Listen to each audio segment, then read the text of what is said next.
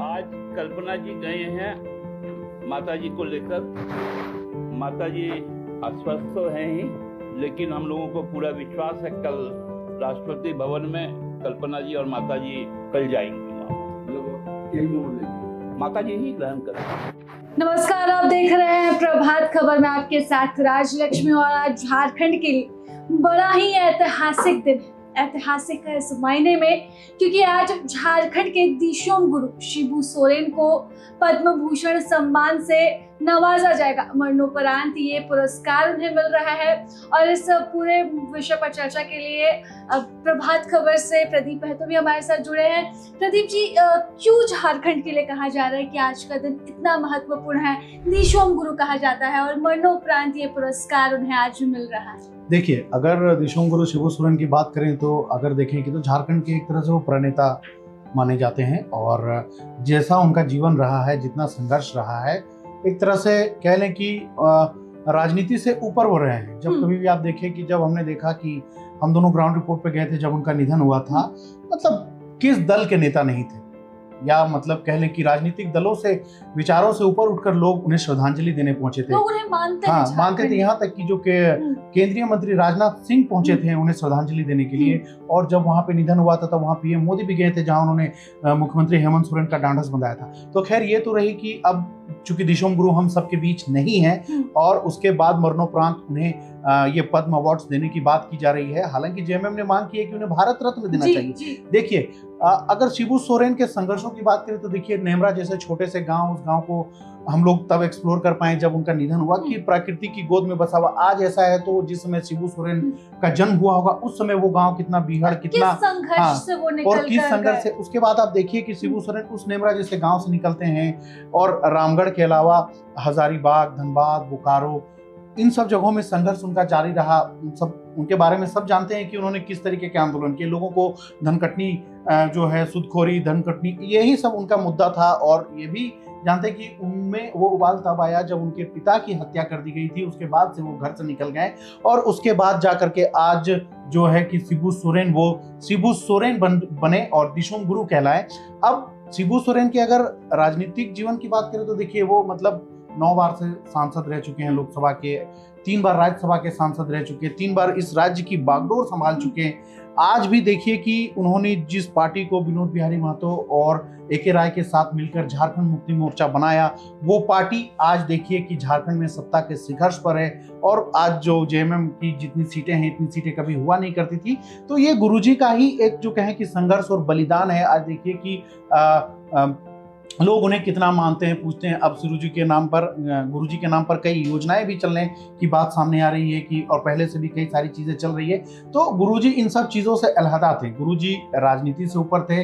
गुरुजी के भाषणों को अगर हम देखें, जब हम डिकोड करते हैं, तो उनके सब भाषणों में वो कोई लच्छेदार बातें नहीं करते थे, सीधी सादी बात करते थे। वो ग्रामीणों को कहते थे, दारू हड़िया मत पियो, मुर्गा मत लड़ाओ, बच्चों को पढ़ाओ। और शिक्षा जो है वो गुरुजी ने शिक्षा की अलग जो है वो आदिवासियों में जगाई। गुरुजी इसलिए भी उन्हें कहा जाता था रात्रि पाठशाला जो है गुरुजी ने शुरू की थी, ताकि आप दिन भर काम करो लेकिन रात में जो है वो शिक्षा लो। और उस समय में आदिवासियों को शिक्षित करने में गुरुजी का बड़ा योगदान था। तो न सिर्फ सामाजिक तौर पर उन्होंने आंदोलन किया, बल्कि निजी तौर पर भी शिक्षा के क्षेत्र में उन्होंने अलग जगाई थी। और शिक्षा के क्षेत्र, सामाजिक तौर के अलावा जिस पार्टी का गठन, जेएमएम का गठन उन्होंने किया, उस पार्टी में रहते हुए उन्होंने अलग झारखंड की मांग की। और कहीं ना कहीं ये उनके आंदोलन का ही नतीजा है कि आज झारखंड। राजलक्ष्मी, यहाँ पे एक चीज ये जरूर दर्शकों को, प्रभात खबर के दर्शकों को बताना चाहूंगा कि देखिए, झारखंड आंदोलन की मांग कोई नई नहीं थी। कहा जाता है कि आजादी से पहले की ये मांग थी, कई लोग आए। लेकिन देखिए, शिबू सोरेन से पहले झारखंड आंदोलन की मांग को मरांग के जयपाल सिंह मुंडा उठाया करते थे। और वो भी जाकर के केंद्र तक उन्होंने भी अपनी बातों को पहुंचाया।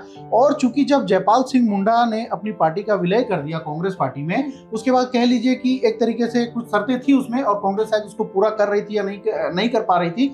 तब उसके बाद एक खाई आई कि झारखंड आंदोलन की बात जो है वो कहीं ना कहीं मतलब थम सी गई थी।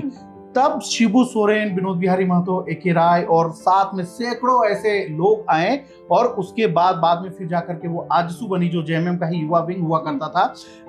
सुनील महतो आए, उससे पहले निर्मल महतो आए और उसके बाद जो झारखंड आंदोलन की धार देखी गई, तो कह सकते हैं कि जयपाल सिंह मुंडा के बाद जो बीच की जो खाई थी, उसको फिर शिबू सोरेन के रूप में वो एक अलग आंदोलन को एक अलग दिशा दी गई। और उसके बाद 2015 नवंबर को जब राज्य अलग हुआ तो शिबू सोरेन को कई बार झारखंड की बागडोर संभालने का भी मौका मिला। अलग बात है कि वो कभी कार्यकाल पूरा नहीं कर पाए, राजनीतिक परिस्थितियां वैसी नहीं रही और झारखंड में शुरुआती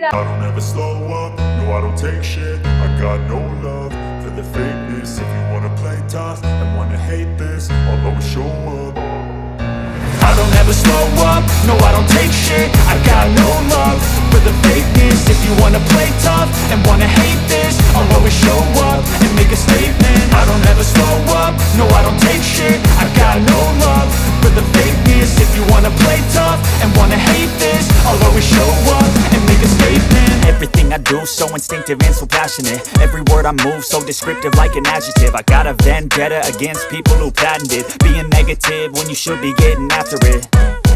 I got facts over tracks, this and that, spitting slow, spitting fast. I could roast, I could gas, think I'm okay at last, but I don't know if that can erase all the past. And the pettiness, a reflection of the emptiness. Hilarious, you think you're worth my time, you're delirious. Mysterious, because you hide behind a fake exterior. Inferior, you know I'll always be a bit superior. Get off of me, this ain't no humble brag. I want you to hear words, you can say them back. I want you to feel free from the chains at last, and to believe in what you got, it was built to last, yeah.